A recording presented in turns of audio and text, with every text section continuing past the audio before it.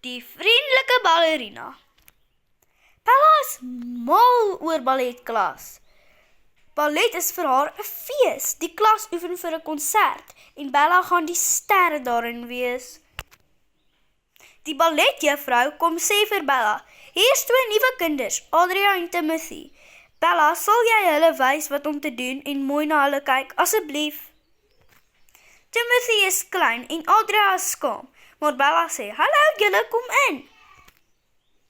Dis lekker om nuwe kinders in die klas te hê. Die pret gaan nou begin.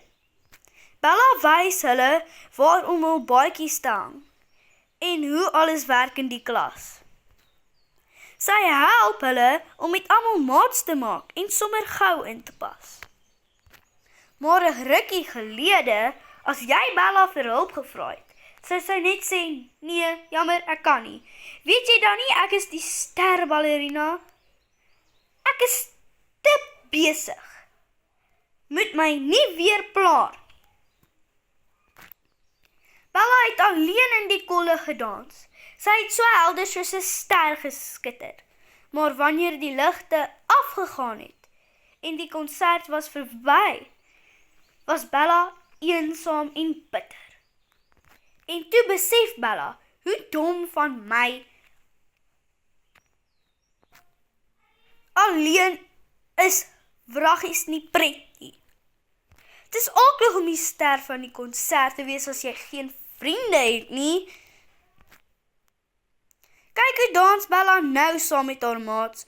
Daar's 'n vonkel in haar oog.